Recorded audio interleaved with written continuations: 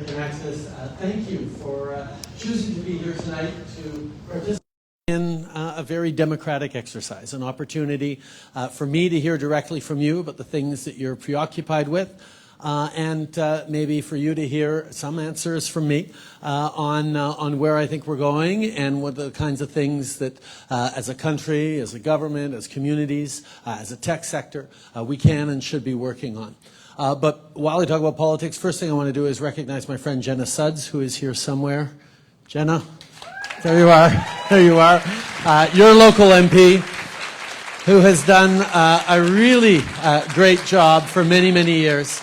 Believing in the tech sector here, boosting Kanata, getting me to come out here for an awful lot of events, which is really exciting because there's a lot going on here. But it's a real privilege to be back here. I guess fundamentally, what I'm doing here tonight is something that really should be at the core of the kinds of democratic conversations we need to have as a country. So much of politics these days is about sound bites. So much of it is about attacks or popularity contests. We don't tend to have enough politics in full sentences. And that idea of politics as a conversation between people, I think, is something that we need to start getting back to as a country, as democracies. One of the big challenges we have these days is politics has become almost more about identity than about policies. And you see a hardening of positions, a little more polarization. And it's a bit of an irony because we have more abilities to communicate, to share our perspectives than ever before online in so many different ways of connecting and expressing ourselves. It seems that fewer and fewer people are actually listening to each other or listening to a broad range of voices. And I think a big part of democracy has to be how we actually listen to each other, because we're all going to have slightly different perspectives on how to approach a challenge, how to best articulate our values into policies and programs and solutions that are going to bring us forward as a country. I mean, the nice thing is in countries like Canada, regardless of how diverse we are, we can all pretty much agree on the kind of direction we need to go in. I mean, nobody's really going to stand there and say, no, I don't want a safer and prosperous future for my kids. I don't want to live in strong, thriving communities where there's a lot of different opportunities to challenge yourselves, to learn from each other, and to build a better future. I don't want to have a meaningful contribution to my community. I don't want to live in a country where the world looks to us as a resource or an example or a cautionary tale sometimes, or to be there to solve things or contribute. We all want the same kinds of things for ourselves, our communities, our families. Where there are really important conversations to be had is which things do we prioritize? What is the balance that we put towards social programs or innovation? How much do we invest in our military? How much do we invest in humanitarian aid? How do we shape our communities, our society to properly ensure people's freedom of choices, freedom of expression, freedom to pick their careers, while at the same time we're making sure that we're getting all the other balances right. And those are complex conversations. There's all sorts of competing values and interests we have. And one of the most important things in any society is for people to actually hear from people who maybe have a slightly different perspective. One of the great things about Canada is we do diversity better than just about any other place in the world.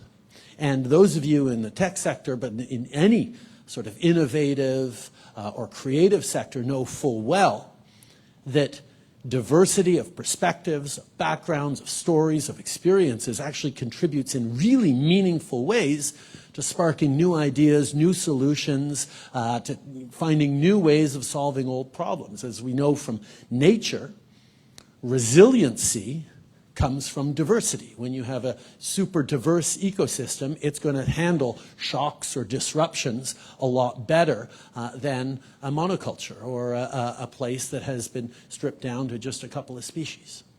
The same thing with groups of people. If you pull together a group of people who all went to the same school and grew up with the same background and practice the same religion and speak the same language at home, you're not going to get the kind of range of potential solutions that you could if you're gathering a whole bunch of people together to solve the same problem.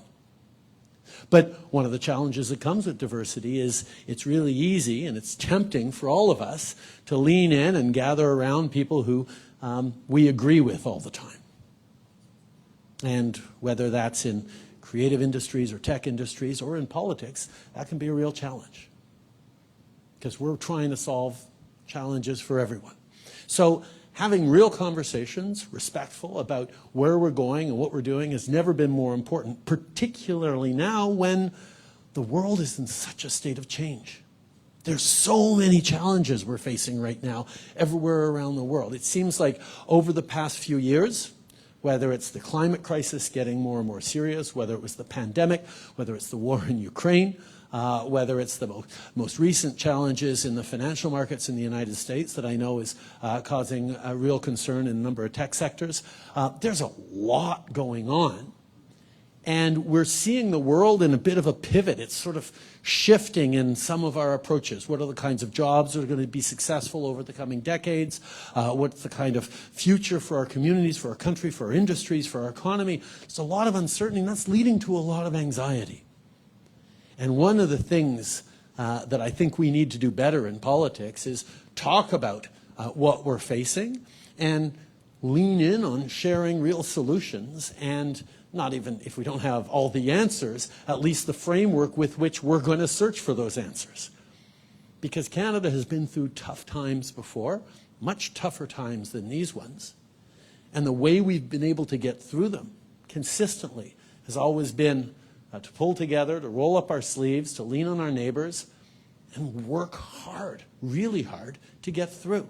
That's exactly the kinds of things that we're going to be able to do now, but we'll do it best if we're actually listening to each other and if we're engaging in constructive, positive ways. Not because we all agree and we're going to sit around singing Kumbaya, but because a range of different answers are going to challenge our ways of thinking, bring us to new perspectives, and allow us to move forward in stronger and resilient, more resilient ways. That's why I'm always so excited to be here with the tech sector. So excited to hear the range of questions we have. I assume there'll be some questions about industries that I don't know nearly as well as you, but tonight I'm looking forward to hearing from all of you on a range of questions. Et évidemment, s'il y a quelqu'un qui a des questions dans l'autre langue officielle, je serais très content de pouvoir vous répondre en français aussi. On va faire ça dans les deux langues ce soir, mais je suis très content de prendre vos questions. What I'm going to do is I'm going to start here, I guess, and I'll just work my way around the room with questions. So let's start with someone from this section here. Here we go, right up in the front. There you go. And her phone's all ready. So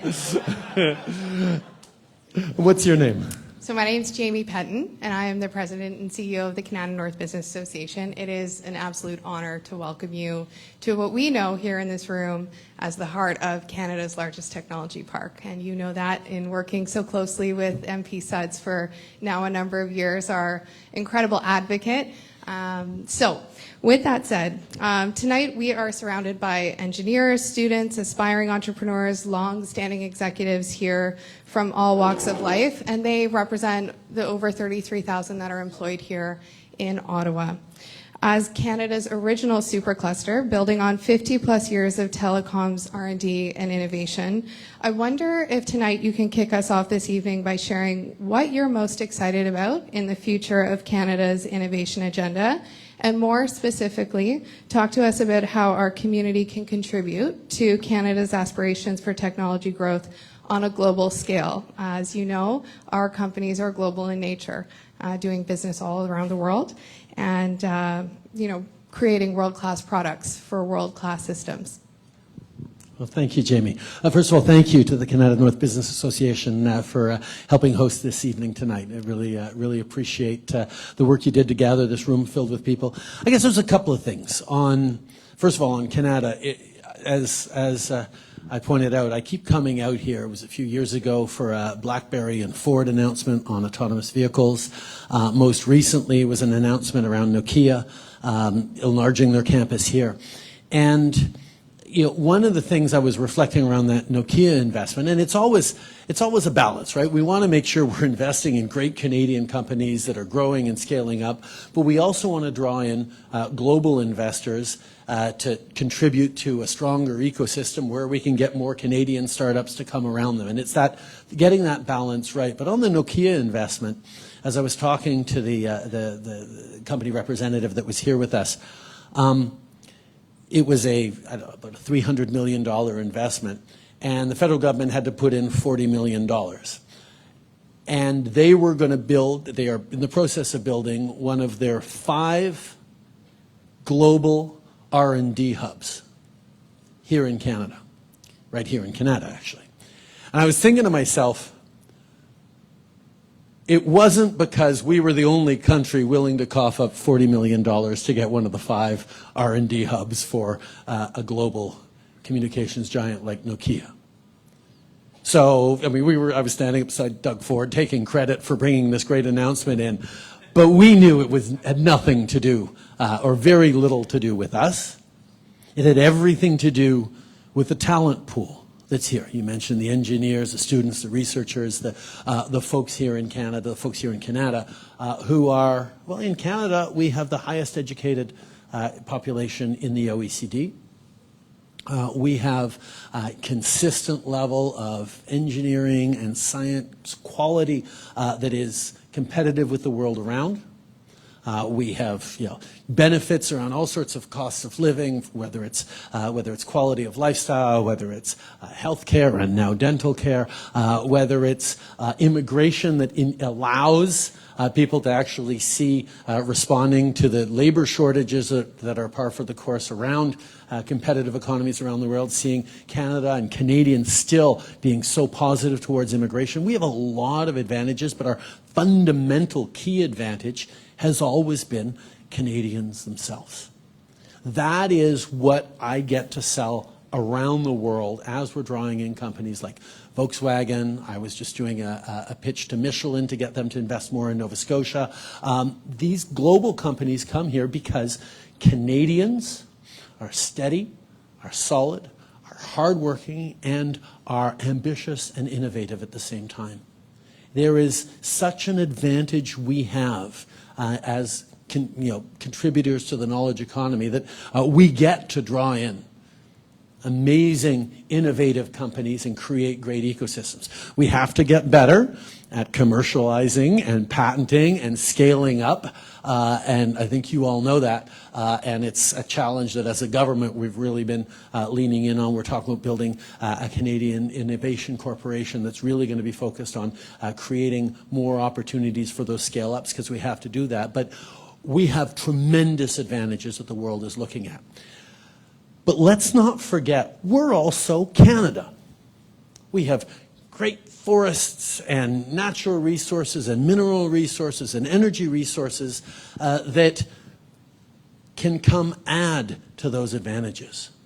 The fact that we have both the raw materials to build the batteries of the future, to be an alternative source of lithium to the world than the one supplier that we're all relying on now, to be a place where critical minerals are actually not just mined, but then transformed into innovative solutions right here because we have the engineers and creators for it. Canada is incredibly well positioned to do something that you here at Kinaxis know all about, which is provide steady, reliable supply chains to the world at a time where supply chain resiliency is more important than it ever has been before because of the shock of the pandemic. So there are an awful lot of things that is putting Canada in an amazingly positive position for the years to come. Some of the best thinkers and researchers, some of the most innovative and hardworking natural resource companies and workers across the country. high-quality manufacturing and innovation that works at market access to 2/3 of the global economy, the only G7 economy with a free trade deal with every other G7 economy. Like, we have all sorts of really great advantages, and it's not just a flash in the pan, it's the steady leadership of people in places like here in Kanata over decades and years that have built up this expertise, this capacity to do it. And I am just so excited about what opportunities are going to come in the years to come. And I know that you'll be right there as a partner with us as we do it. Thank you, Jamie. Another question from over here. There you go. You know. Good evening. My name is Erica Butler. I work here with Kinaxis as a program manager. It's known that technology is amongst the lowest for a percentage of women within STEM. It's about 25% globally. I'm wondering what the government of Canada is looking to do to increase that number and encourage more women to join the tech industry. It's a great question, because when we talk about diversity bringing different solutions, there's a fundamental diversity. If half of your population isn't fully engaged and part of creating those technological solutions for the future, you're missing out on an easy opportunity to challenge yourselves properly as a company even more. I mean, we've all seen the stats on boards, for example. Companies that have more women on their boards have made it through economic shocks a lot better than companies that haven't. But that goes the same for companies with a higher proportion of women engineers and folks in the tech industry. These are things that people are starting to see, that gender balance and inclusive policies are not just about sort of ticking a box or being nice or looking like you're a modern progressive company. It's actually about better solutions and better quality of output, and that's a big piece of it. But one of the things, I mean, there are specific policies that we need to make sure we're continuing to put in place. A number of them around encouraging women and girls to get into STEM programs in school. There's a lot of really important initiatives going on across the country around that. There are other things pretty fundamental to that. We still know, despite it being 2023, that women carry a disproportionate amount of responsibilities around the home, around child rearing specifically. And that's why it became such a priority for us to finally move forward 50 plus years after the Royal Report on the Status of Women came in this country, which had as its #1 recommendation affordable, high-quality childcare. We finally moved forward on childcare, and childcare fees have come down in half across Ontario over the past year. That was a commitment we made working with all the provinces. Right across the country, they're on their way down to $10 a day. There are some places, Newfoundland and Labrador and Manitoba, among others, that are already down at $10 a day. Ontario's coming at its own pace, but it'll get there. That's all I'm going to say about that. But it is something that is really important. I think the interesting thing is, as a government, as a party, we've been talking about childcare for many, many years. It's one of the few good things to come out of the pandemic, because a whole bunch of people who didn't really think much about childcare or whether it would be necessary suddenly realized what happens when the kids stay home and you can't send them to school. And everyone understood that it's not just a social program, it's also very much an economic program. Yes, it gives the kids the best start in school once they start. It takes off a huge amount of pressure on the family and allows women specifically to not have to choose between career and family. But it also is a source of growth for businesses that can then know that they're going to be able to hire more people, that women are going to get back into the workforce. And it's a huge positive right there. So that's a piece of it. More than that, it's just continuing to grind away at it, continuing to convince little girls in school that there is a place for them. And the more role models they see and the more we talk about it, the more we're going to be able to start closing those gaps. Thank you for your question, Erica. Question from over here? Okay, right in the very back. There you are. Oh. I thought I'd let you get down there first. Thank you. Good evening, Prime Minister. Before I go off, My name is Dave Newby. I work for a company called InTouch Insight, which is one of the tech companies here in the park. Before I left home, I asked my 4 kids if they were meeting the Prime Minister tonight, what questions they would like to ask. And my 8-year-olds would like to know what your favorite Pokemon is. But that's not my question for you. One of my older ones was obviously, she's 17 years old, and she was concerned about climate change, as a lot of the teenagers are talking all about this a lot at the moment.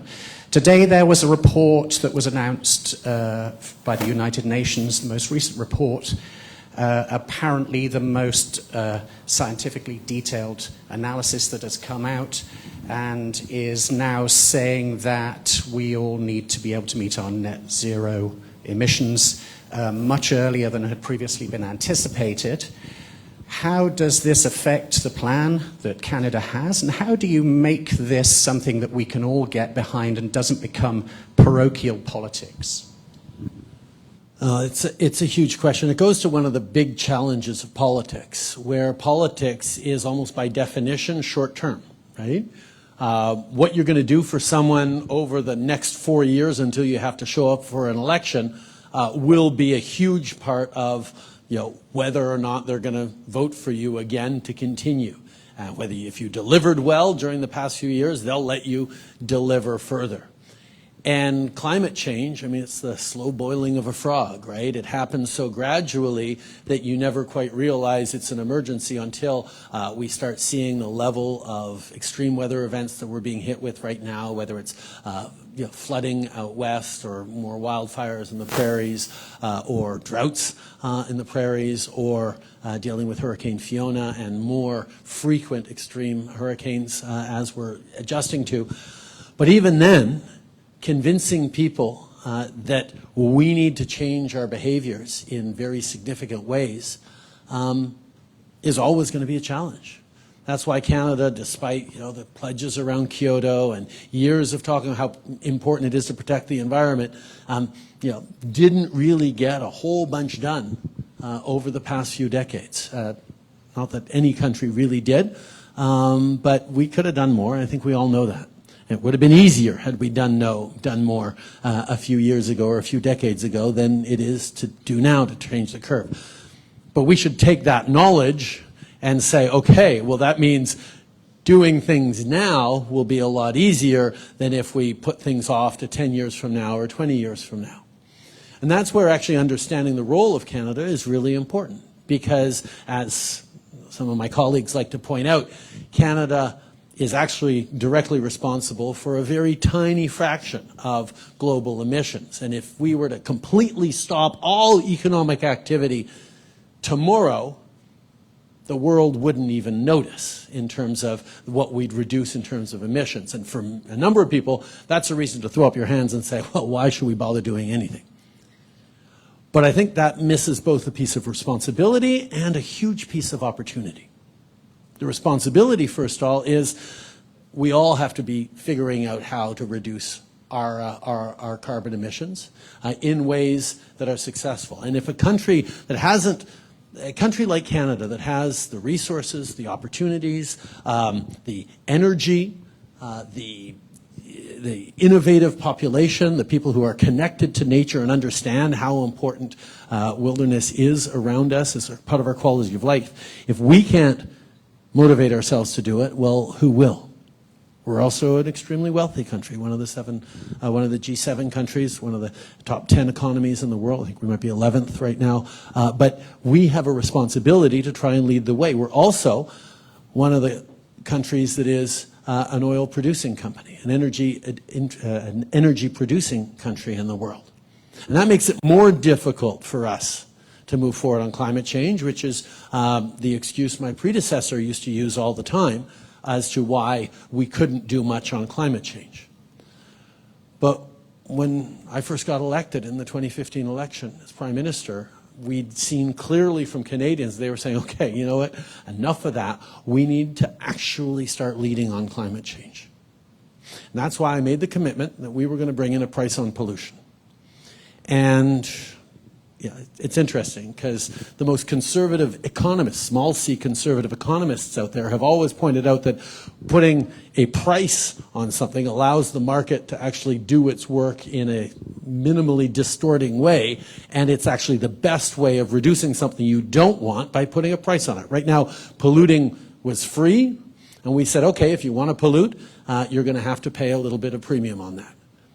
And what that means is you are incentivized to figure out ways to pollute less. It's basic price signals. The problem with that, of course, is that Canadians hear that and say, wait, you're going to put a tax on everything?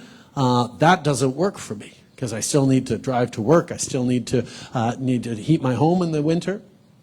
And that's why what we did with that price on pollution almost 8 years ago was different than what just about any other country in the world has done around their price on pollution. And we said instead of taking the revenues from that price on pollution and putting it into innovations in green tech, which a number of countries have done successfully, or putting it into a fund to pay for future social benefits or whatever, we actually returned it straight to Canadians.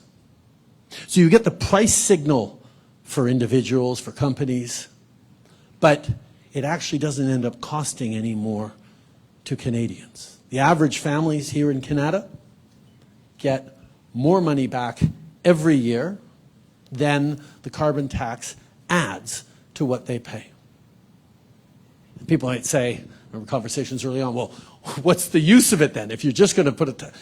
It's because if you choose to buy a more fuel-efficient vehicle, you won't be paying as much in terms of the price on pollution, and we'll still be returning you every bit as much as you were before you bought that. So you do a little bit better. But for companies, I was talking to Dofasco, one of our big steel companies in Hamilton, that's been there for generations. They got third-generation steel workers, a couple of fourth-generation steel workers there that I met a few months ago when I was there. And I asked them how much the price on pollution would end up costing them by 2030. They say about $150, $200 million a year with our current technologies, which is why they made the decision to switch to away from coal-burning steel processes to electric arc steel processes. And when we first agreed it with them, they said we're going to do it by 2028, and they recently came back and said, no, we're doing it by 2026. I said, great, you realized how important the environment is and how urgent it is to change. They're like, yeah, no, I know that wasn't the reason you did it. I go, why did you really do it? They said, because the global market for steel is pretty flat right now, but the global market for green steel, for cleaner steel, is shooting up like nobody's ever seen. People want cleaner products. Their clients, their customers are asking for the provenance. So, and this isn't just a Canadian company, this is the steel giant ArcelorMittal that decided that they were going to make that investment here in Canada. Because our price on pollution gave that context, and because we've been showing for the past 8 years that we're actually willing to do really big things, even though we remain one of the fossil fuel producing countries in the world. But we're busy aggressively decarbonizing. We're busy investing in renewables. And because of that, companies like Volkswagen that decided to build its very first battery plant outside of Europe in Canada and not elsewhere in North America or elsewhere around the world. And other companies are coming to Canada because they are seeing that we are actually ahead of the curve. And what we've always said is climate change was going to be a challenge and an opportunity. We're seeing the opportunity come in right now because this is the way the world is going. And people want to know where there is the stability and the predictability and the understanding that this is an opportunity for us to figure out these solutions. So even though our contributions to global emissions are minimal, if we figure out how to drive down our emissions and create economic success and create good jobs as we're beginning to, as we're seeing, countries around the world will increasingly take notice and figure out either how to do like us or how to buy the solutions that we're busy creating and solving. And that's how Canada can and must contribute to the fight against climate change, and to do it ever quicker and with ever more urgency. So please thank your daughter for the question, Dave. Question from over here. Here we go. Yes, you in the blue shirt.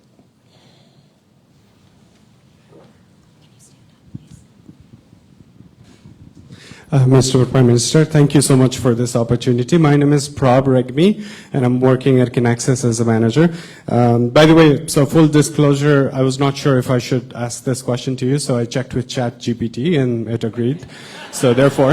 Well, at least ChatGPT didn't come up with it, so there's that. May have. Anyway. So my question is, what is the government doing to support the development and retention of the tech talent in Canada, particularly in light of increasing competition from other countries? You know, quite often we hear about brain drain to specifically to the States around the Silicon Valley. Listen, that's a great question, Prab. You know, it was actually a question I challenged some folks in the tech industry when I went down to a conference down in the United States after I first got elected to talk about you know, where we were going to try and go and all this sort of innovative investments in Canada and how we were excited. I said to a number of big tech companies, so what is it that would help you draw up and expand your footprint in Canada? And they said talent. If we can bring in top talent from around the world in a matter of weeks, we will increase our footprint and grow our facilities in Canada. I said, great. And we created the Global Skills Strategy. Over the past few years, about 63,000 top talents, engineers, tech workers, innovators, scientists, have been able to come to Canada in 2 weeks. A 2-week process to bring in. It's not the solution for everything, but it demonstrates the ability that we have to bring in people, because we know if someone wants to open a shop, they're going to want to bring in some of their top managers to make sure the culture and the consistency is there. But then they know that Canadian schools are churning out enough of the top engineers and top talent that they're going to be able to hire, and our regular immigration streams means they're going to be able to hire people to fill those floors and those workshops with the kind of talents they need. And that has been a really big piece of it. That's not the only part of it. Obviously, Canada is looking at being competitive with, you know, when you think of the new Inflation Reduction Act that they put forward in the United States. It's drawing in a lot of high-tech, clean-tech investment. They've got really, really deep pockets in a reserve currency, so they can go way further into debt than we can. So it's hard to compete one-to-one with that, but we're making sure we're remaining competitive, and some of the investments that we've seen come into Canada are great. And yes, we do have to put some money on the table.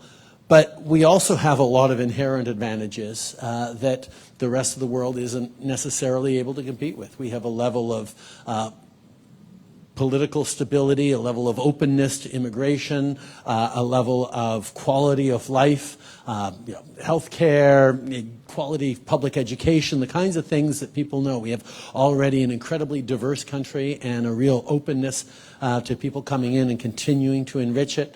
These are advantages. We have a lot of geography and room to grow and expand. We have connections already with every corner of the world in terms of trade. We have a very, very solid reputation as one of the top countries in terms of quality of life. There's a lot of things we can do to draw people in.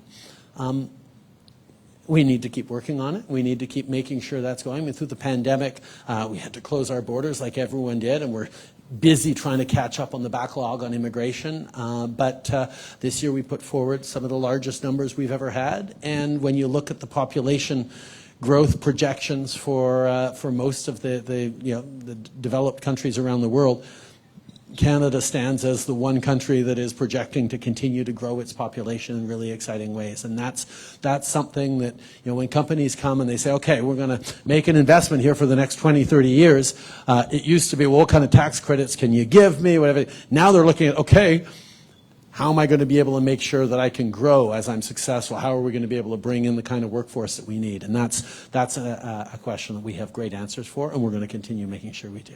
So thank you for your question. Another question. Yes. Thank you very much. My name is Behrouz, Distinguished Machine Learning Architect at Kinaxis. So as you know, there's been a lot of advancement recently in the area of artificial intelligence and machine learning. And so my question is, and with great universities and research institutes in Montreal and Toronto, Waterloo, Canada is one of the countries to be at the forefront of this technology, and I'm very proud to be in Canada. And so what measures is government taking place to remain competitive in this space? And how can we make sure that the average Canadian is equipped with the right skill set to be competitive in this global market? And also, how can we make sure that the benefits of these technologies are distributed equitably across Canada, not to exacerbate certain inequalities or create new types of inequalities? No, listen, that's a great question, Marouz. Canada was extremely, I wouldn't say we were lucky. I think we had a certain amount of foresight that, a decade and a half ago, a couple of decades ago, when the world sort of shrugged its shoulders and turned away a little bit from AI and felt that it just wasn't the path it was going to be. There were a few people like Jeffrey Hinton at the University of Toronto and Yoshua Bengio in Montreal and Rich Sutton in Edmonton who stuck with it. And they made it through the AI winter that was going on around the world. And we ended up with machine learning. We ended up with this extraordinary level of accomplishment and now of clusters around AI that have put Canada among the leaders in the world. Now, there's two things you need for successful AI development and deployment. One is brilliant creative minds building it, solving challenges and solution. The others are really big, reliable data sets. There are countries in the world, I think of China, for example, that don't really preoccupy themselves too much with privacy issues, that are able to give huge data sets to their AI researchers, but they don't have the quality of innovators and researchers that we've been able to generate here, partially because of diversity, partially because of just years and decades of investment in academic science that is world-class here in Canada. But the challenge with Canada, as I mentioned before, is always commercialization. How do we actually get to translate that into jobs and economic growth? I'm not so worried about how we distribute the wealth that we'll create in Canada. We tend to do a pretty good job of that. I mean, yes, we have to be mindful about it, but it wouldn't do us terribly to see a few more really successful, platforms developed and a few more successful,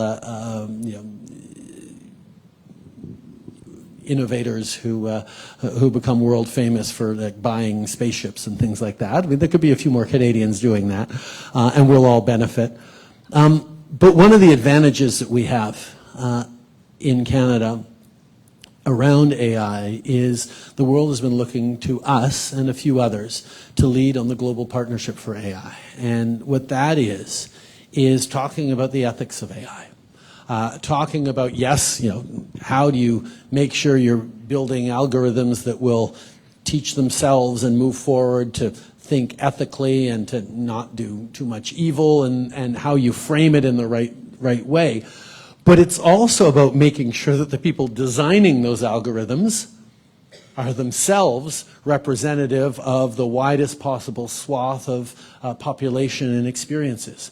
If you have a handful of non-diverse people designing a machine, no matter what they want to do, there are going to be biases and ways of thinking that slip into it. And the more you can ensure a bringing in of multiple perspectives and different experiences, the better, more likely you're going to be able to create something that is more suited to the kinds of challenges around the world. Canada is a place that is grounded in individual rights and freedoms, that recognizes how important diversity and the value of every individual is.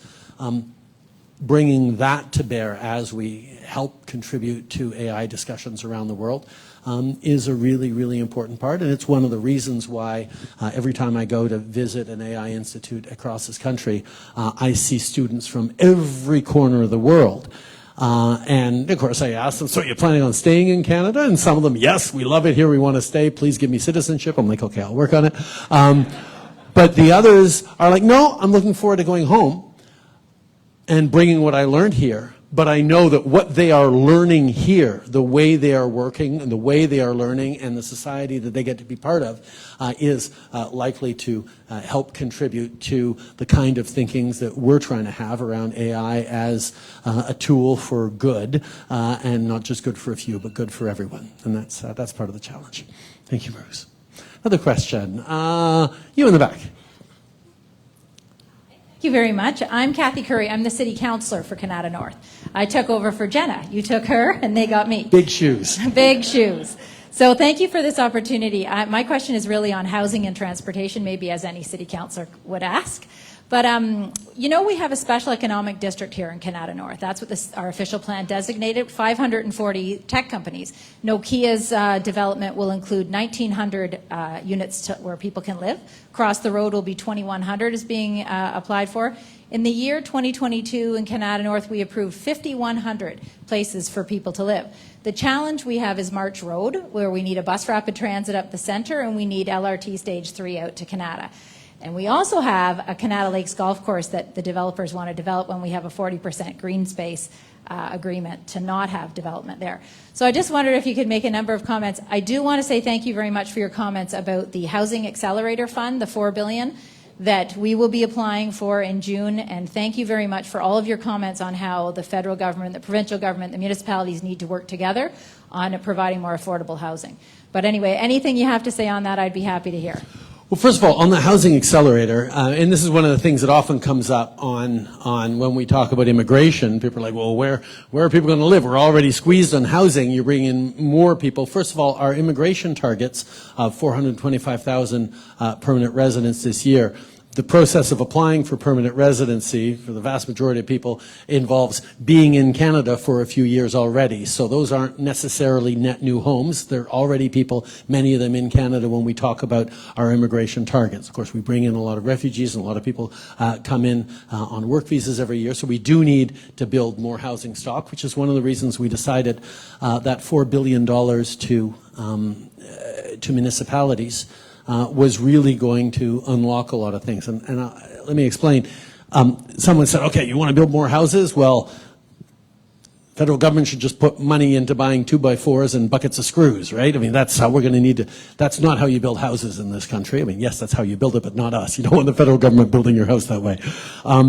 What you want is to empower and enable municipalities to figure out how to unlock even more housing constructions in their communities in ways that make sense to you. Does it mean a lot more density around LRT spaces? Does it mean shifts in zoning to allow for multiple levels? Does it allow an acceleration of the permitting process so that developers can move quicker but also responsibly? What are the solutions that are right for Kanata to accelerate, to create a lot more housing? That's what you're going to be able to apply for in the Housing Accelerator Fund.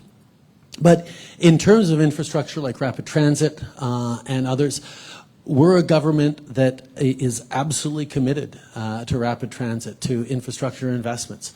We just put in place permanent rapid transit funding for cities, understanding that cities plan for rapid transit maybe 10 years out, and yet are on like a 1 or 2 year cycle of knowing that the money is going to come. So that kind of predictability is going to allow for it. But it's not up to the federal government, even someone as knowledgeable as Jenna, as what you need here in Canada, to draw lines on a map. That's why we work with you. That's why we work with municipalities, we work with the provinces to be able to deliver the things that the community needs, because that's how you get big things done. And thank you for the question. All right, one more question. Yes, you had one. And then I'll come over here. You guys prepare your question already over here. Thanks. David Ross, CEO of Ross Video. First thing I just want to say is I want to thank you for your leadership during the pandemic. I think you saved a lot of lives.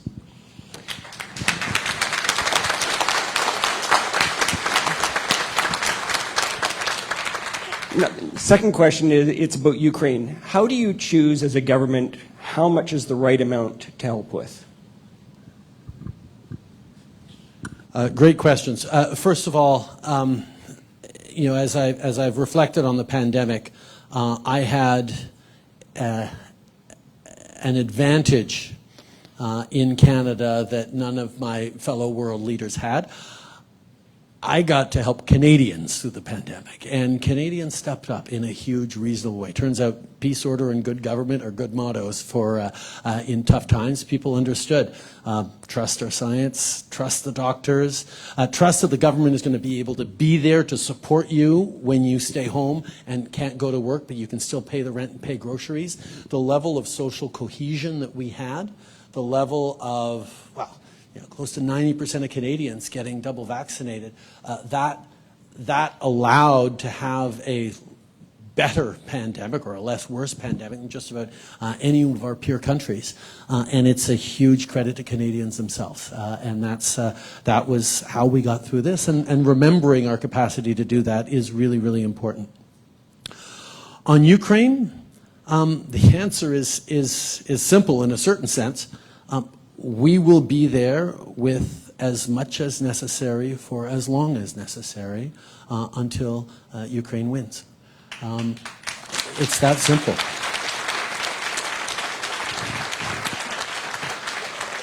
But there needs to be a little more context around that answer, because quite frankly, there's a lot of really challenged places around the world, whether it's the horrific takeover of Afghanistan by the Taliban, whether it's crises in South America or challenges in Africa or in the Middle East. You know, Canada continues to step up and will be there to help in a whole bunch of different ways. When we first got elected, it was around a commitment to bring in 25,000 Syrian refugees at a time where the world was turning away, and Canadians did that. We actually altogether brought in about 40,000 Syrian refugees in that first year because we were there to respond. So Canada is a country that believes in standing up for our friends, for countries that need help around the world, and we always will. And Ukraine certainly is a friend to Canada. In about 100 years ago, 150 years ago, Ukrainian immigration settled the prairies to a large extent, and we now have hundreds of thousands, millions of Canadians who trace their origins back to Ukraine and still are proud that they can keep their Ukrainian heritage and language and be proud Canadians at the same time, because in Canada we figured out that identity is additive. You can add as many layers to be proud of, and being proud of your origins or your home language doesn't take away anything from your pride in being Canadian. Indeed, it adds to it. So this is something that you know, Ukrainian Canadians are very, very proud and connected to their country. And it's also a sense of principle. Ukraine is a friendly country that we have trade deals with, that got invaded by a neighbor. You'd want to be there for that. But more than just the fact of what's happening to Ukraine is what it means. If authoritarian governments around the world actually came to believe that Russia was right in doing what it's trying to do, or was strategic or tactical or successful in saying, well, I have a bigger army than my neighbor, so I'm going to redraw a line on a map. Just that thought is a deep, deep challenge to the decades, close to 7 or 8 decades of stability and prosperity, unprecedented in world history, that we've just been through. The United Nations and its charter, the principles of international law, The principle is that you can't redraw lines on a map by force. You can't decide that because those people speak the same language as you, they'll be much happier in your country than they would be in their own country. The deciding that because they're neighbors with a tied history that goes back 400 years, you can just reabsorb them, as Russia's justification is, or prevent them from having the freedom to choose the path they want for themselves as a democracy. The issues that Ukraine is fighting for right now are issues that underpin the stability and the security of all other democracies in the world. And Putin made a few fundamental miscalculations. The first one, underestimating Ukrainians. Talk to any Canadian, we could have told him, don't underestimate Ukrainians. They're extraordinary, because we all have friends and community members who are Ukrainian. And Ukrainians who are defending their language, their territory, their country, yeah, you don't want to go up against that. We can take a little bit of credit for it, because since 2015, since the invasion of Crimea, Canada has been in Ukraine training up their military. We managed to train up about 35,000 members of the Ukrainian armed forces, which is one of the reasons why, along with the Brits and some Americans, why they've been so effective at standing against the Russian military. But more than that, Putin miscalculated, thinking that the West would not respond with the cohesion and the firmness that we have. And you could probably look back over the past decade and say, okay, maybe we should have been a little bit stronger with Putin here, a little stronger with Putin there, because it perhaps lulled him into a sense that, oh, they're all democracies, they have to go to their people for permission if they want to launch a war, they're not going to be able to do this, they're not actually strong. Well, what he's actually discovering now is, yes, perhaps we're cautious about engaging in prolonged conflicts. But when we do decide, no, this is the line, we're not crossing it, we won't back down. And the level of cohesion right now that we've seen from countries around the world who know that Russia's the bad guy in this, and that what they did has direct implications around sovereignty and independence for countries all around the world who know they have historical animus with a neighbor that maybe has a powerful army. I mean, that's the kind of world we do not want to be bringing up our kids and grandkids in. And that's why we will stand with Ukraine as long as it takes to make sure that everyone knows that Russia made a foolish and fundamental mistake. Thanks. We have time just for a few more questions, so I'll take one from here, one from here, one from here. No, yes, one from here. So, one from there. Yes, you, sir. Evening, Prime Minister. My name is Sasha Guerra. I'm the president of cybersecurity at Calian Group. It's hard to believe, but it's been 14 years since a great Canadian institution, Nortel, declared bankruptcy. Like many others in this room, I had the opportunity to grow up in the hallways of what was the Google campus of its time. It was a loss not only for the community, but for Canada and our technology brand. Since then, it feels like we've done a great job in incubating a lot more startups. We've had some success stories with multinational investments, as well as success stories like Kinaxis and Calian Group and Ross Video and the Shopifys of the world, but it feels like we've failed to do that in volume. What are we doing to help support Canadian companies, tech companies, scale up? Thank you. Yeah, that's a question that successive governments in Canada have struggled with for many, many, many years. It's Nortel.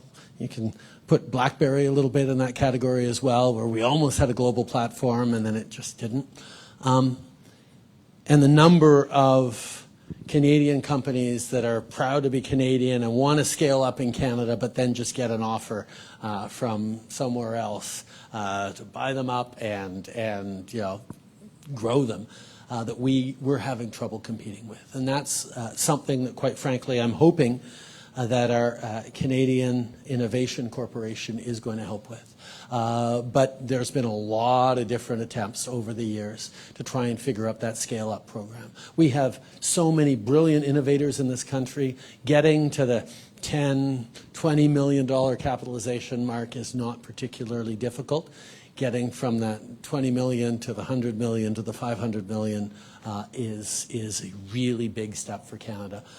I think, there's the culture and the attractiveness of Silicon Valley in terms of the access to capital, the easy access to capital. I think we might see some of the bounce back from that right now with the challenges around SVB. But we want to get that balance right. We do want to create a place where entrepreneurs can be extraordinarily successful as they take big risks and they pay off. We want that to happen.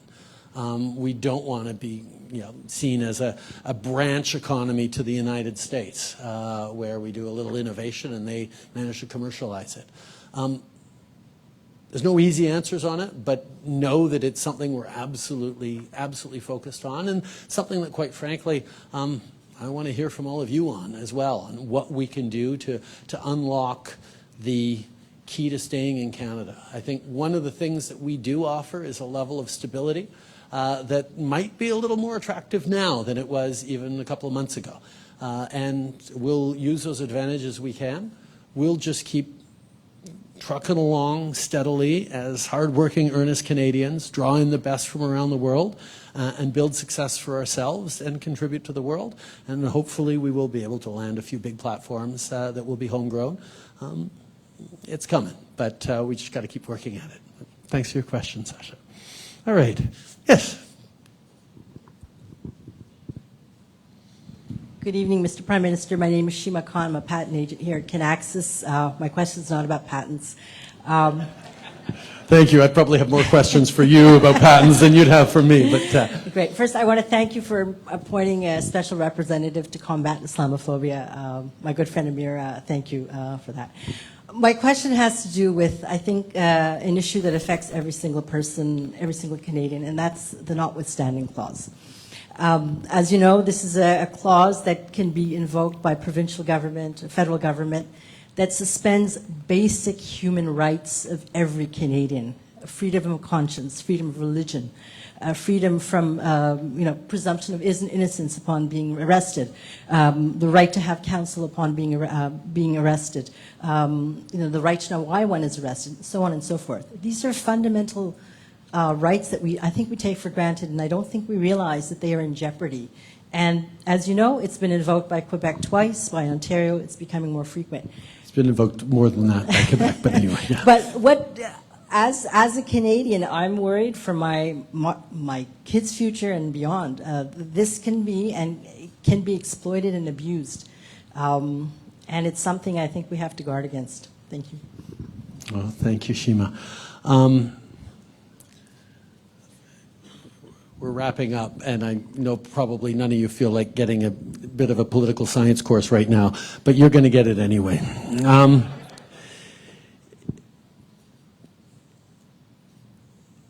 One of the challenges in democracies is known as the tyranny of the majority. When you say, well, it's a democracy, we'll vote on it and we'll do the right thing as we move forward.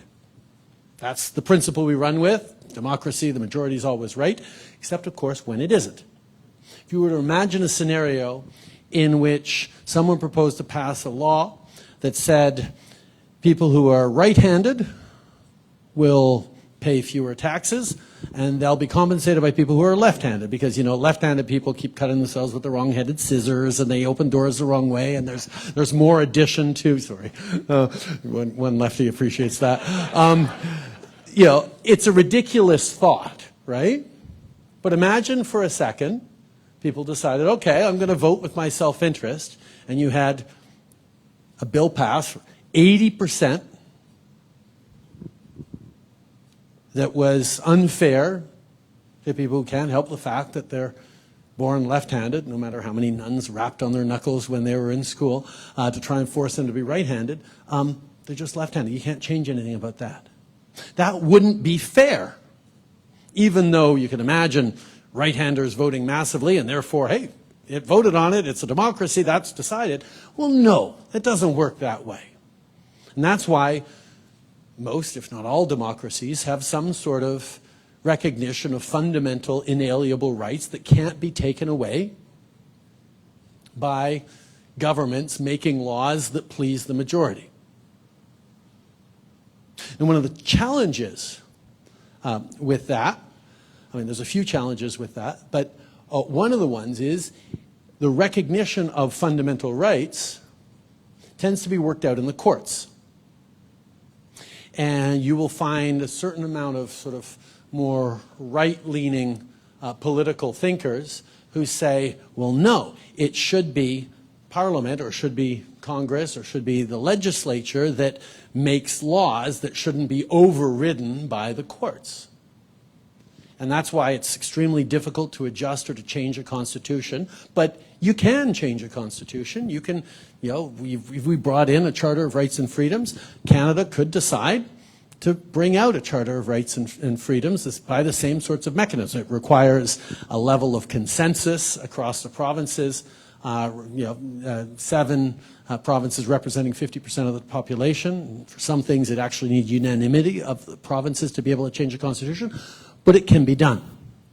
But one of the concessions made in order to have our Charter of Rights and Freedoms, which is what my father did in 1982, was to say that, okay, you provinces, you absolutely don't want us to just bring in a Charter of Rights and Freedoms with it. What if we created a notwithstanding clause that allowed you for a time-limited moment to withdraw from some of those rights so you could pass some of those protections, so you could pass a law that, you know, wasn't exactly aligned with rights but was necessary for your circumstances.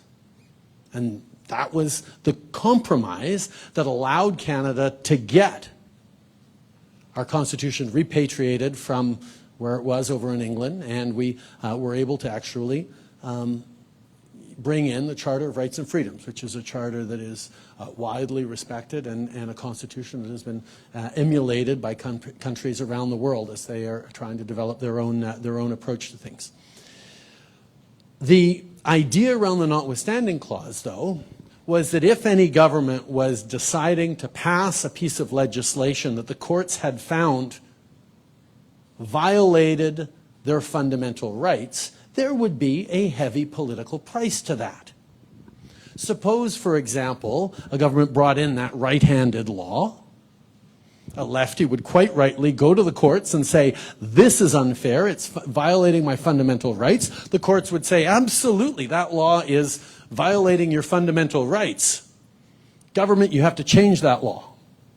And then the provincial government or federal government or whatever order of government did it would have to say, actually, no, we're going to opt out of that court decision. We're going to keep that law in place for 5 years while we figure out some other way of solving this problem we had. That was a compromise. But you can imagine that if a government were to say, I'm suspending your fundamental rights and freedoms so I can pass this popular law, Canadians would and should be reasonably outraged. Because, you know, freedom, fundamental freedoms, sort of an important concept that we really appreciate here in Canada. The challenge we have now is not that people are starting to use a notwithstanding clause, although it is a bit of a challenge. It's that they're starting to use it preemptively, proactively. So it's not that the court has struck down a law and said, that's unconstitutional. And then they say, okay, well, I'm going to bring in the notwithstanding clause. I got to bring in the joker on top of it. No. It's that they're using it before it can even be challenged in the courts, which means that there is far less of a political consequence or penalty to suspending people's fundamental rights. Where, you know, it's not that the law was unjust, it's that, well, some people might not like it, so I'm going to make it so you can't contest it at all. But no court has actually said, this law overrides or suspends or you know, goes against your fundamental rights and freedoms. And absent a court saying that, it just becomes another political debate. And that's the dangerous element of preemptively using the notwithstanding clause, which is something that it was sort of never envisaged that it would be used. So we're now in a situation where I think Canadians should be genuinely concerned part of the consequence of the rise in populism, part of the consequence of the kind of polarization we have in society that's sort of creeping in around the edges, means that we do have to be very, very thoughtful and aware of limits or attacks on fundamental rights and freedoms, because fundamental rights and freedoms are always there, almost by definition, to protect people who are marginalized, who are in the minority, who are often victims or sideswiped by a majority that either is trying to oppress them, but that's rarer than just not noticing them and not thinking about the consequences of this particular policy or this particular approach on communities that don't necessarily have the historical weight or power to make sure that their voices are loudly heard. And in more populist frames, standing up for majorities very loudly tends to be more rewarding politically than standing up for a whole bunch of different minorities. And that's why the way I was raised was always standing up for minorities, because that's the best way to make sure you're standing up for everyone. But that challenge right now is why it's more important than ever that we not take for granted our Charter of Rights and Freedoms, that we remain focused on how we're going to make sure that in our society, in our country, in our communities, we are making sure we're listening to and protecting everyone's rights. That's what the Charter does, and that's what the Notwithstanding Clause, particularly its preemptive use, puts at risk. So thank you very much for sharing that. And one last question from this section where we didn't have a question. There you go. Over to you. You get the last question of the night. Hi, my name is Meng Udompet. I'm a Kinaxis employee. Sorry, what was your first name? Meng Udompet. Meng. Perfect. Yes. So I do have a question about technology and society. So this question is about, we know that internet changed pretty much the way we communicate all over the world. And social media amplify that. And obviously there's positive and there's negative. The negative side is that we can't seem to disconnect, right? And that's dangerous for a variety of reasons. Now we know that technology is a metaverse. It's on, it's about to be rolled out. Facebook changed its image to metaverse. Do we as Canada have any ways to assess the impact and try to protect society from potentially misuse, especially our young one? Do we have anything in the educational system to educate them to find balance so that we doesn't lose the basic essence of humanity? Simple interaction, for example, right? Going out, looking at nature with family, those can be lost with technology like this. Thank you. Listen, I got two teenagers, and getting them off their phones is sometimes a really, really big challenge. I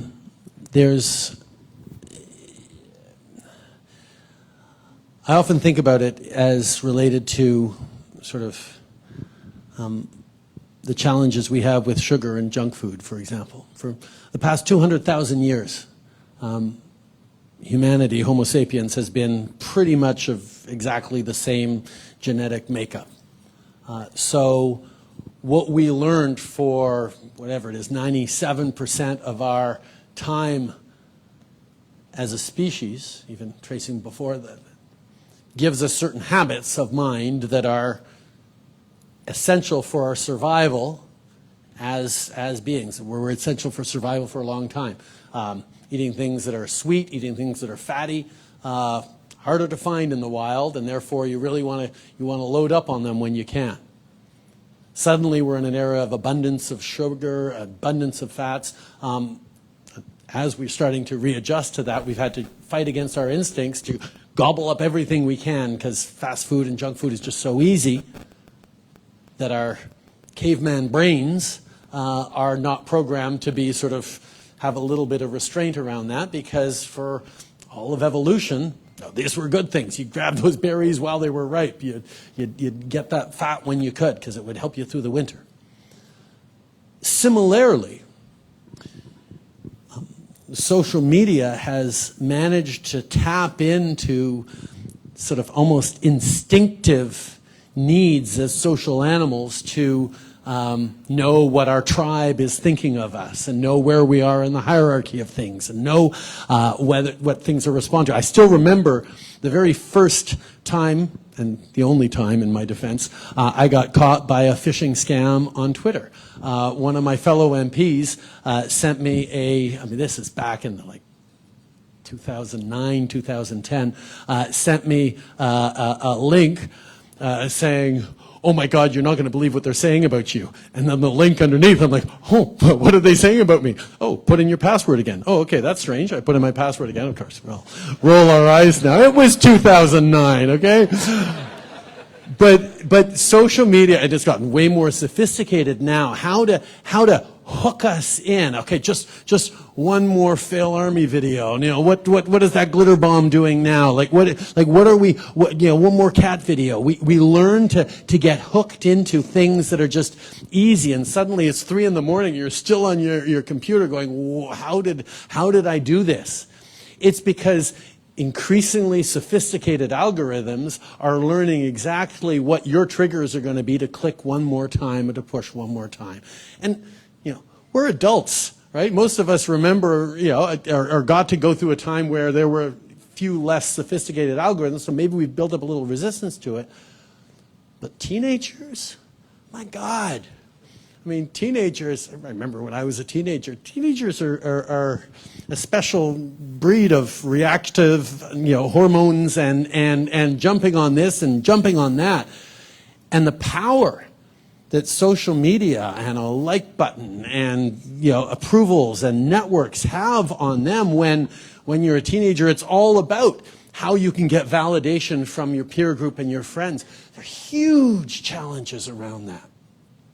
And quite frankly, as a government, or as governments 50 years ago, we were able to mostly protect people because we lived our lives all in the real world. Governments have very limited tools to protect people in an online world, which is a good thing. It allows for a tremendous amount of freedom of expression, freedom of discovery, no oppressive governments controlling what you see, what you want. But it also opens us up to a tremendous amount of crap, of hate speech, of things that are illegal, but also things that are just, going to bring us down roads where we're going to get lost. I remember a few years ago, before the pandemic, getting really fascinated by flat earthers and trying to understand sort of the thinking behind them of people who decided actively to create an identity for themselves that was to just clearly reject what science, settled thousands of years ago with the ancient Greeks. And that there's no real contrast to it. It's more of an identity thing rather than a reasoning thing. And to have people sucked into that, it was fascinating to try and see what it was all about. And then, of course, we went on to understand the phenomenon of anti-vaxxers and anti-science and anti-skeptics, and this rise in these echo chambers that are validating this kind of thinking in ways that have real consequences. There are people in Canada who died surrounded by their families because they truly and genuinely believed that the vaccine was more dangerous than the virus. And it killed them. And, my responsibility as Prime Minister is to try and keep everyone in this country as safe as I possibly can. But I can't protect everyone from every bit of disinformation on the internet.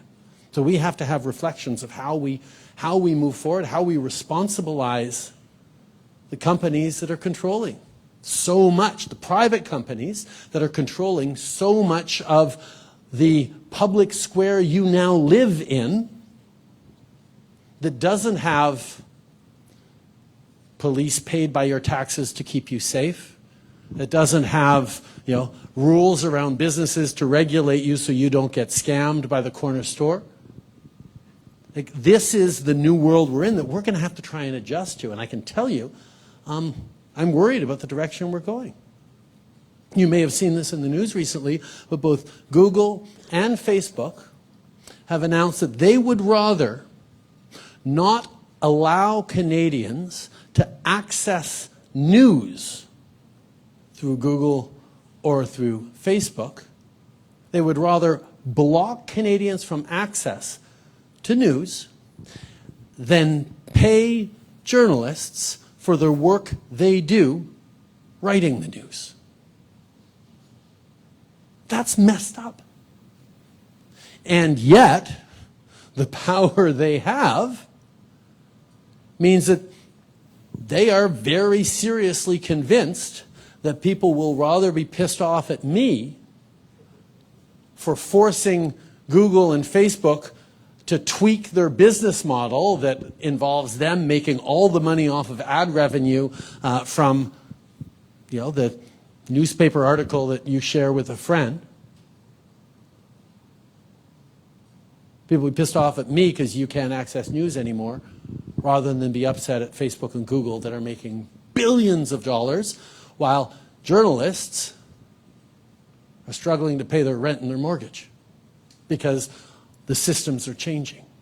And that's where, as a country and as a society, we have to decide what are our principles, what are our values. And I know that for democracy to work, we need a strong, independent, thoughtful journalism that is able to disseminate information, to challenge, to have come at it with different perspectives. It's essential to have a democracy that works. And right now, those tech giants are flexing their muscles because they're worried that if in Canada we start making them pay for the journalism they're sharing for free, it's not making Canadians pay. You already pay with your eyeballs on ads. It's about making some of that ad revenue go to the people who are actually writing quality journalism, including local journalism that you want to see. That's something that really matters. That's part of the fight we're in right now. We're also in a fight over Canadian content. People of a certain age will remember when we would watch primetime TV or listen to the radio, 1/3 of all songs played on the radio had to be Canadian content. That's why Bryan Adams and Celine Dion and everybody but the Tragically Hip were able to pierce world class and become extraordinary competitive in a world where we're so aware of being drowned out by the United States' massive cultural machine. We were able to cling to our own and build a world-class movie industry and world-class directors and actors and comedians and musicians because we said, okay, we're going to make sure we're leaning in and giving extra support so Canadians see more Canadian content. We're right now trying to figure out, or we've got a proposal on how to make sure that YouTube algorithms and TikTok algorithms or whatever it is gives a little boost to Canadian content for here in Canada. It's a challenge because that's not the way the internet naturally works. But we're saying, you know what, if we want Canadian culture and Canadian creators to be able to compete, let's make sure that they can succeed in Canada. And that's, of course, something that people are really worried about us pushing back on. But these are the kinds of conversations we're having to have. And there are a lot more to have on how to protect our kids and how to keep them safe. But a thoughtful, informed society in conversations like these had around dinner tables, around lunch tables, around coffee tables around the country should be able to move us forward because these are big, complicated issues we're grappling with. Anyone who puts forward a simple answer to a complex issue is trying to sell you something. And they're also wrong. Complex problems have complex solutions, and there's always trade-offs. And it's how we go into those trade-offs, figuring, okay, I'm going to figure out the best possible way of doing this, and we'll adjust it as society changes, and we'll adjust it as people give us feedback. And we'll muddle our way forward, but we'll stay true to our values, and we'll stay true to who we are. That's what politics is supposed to be about. Politics is no more than how we choose to organize ourselves as a society and build for a better future. And tonight, Each and every one of you was very helpful to me in reflecting on how we're moving forward and letting me hear some of your priorities. And I hope I could help shape some of the ways you're thinking about the challenges you're facing in your lives, in your industry, in your homes, and mostly in the world we all share and will for many years to come. Merci beaucoup tout le monde. Thank you all very, very much.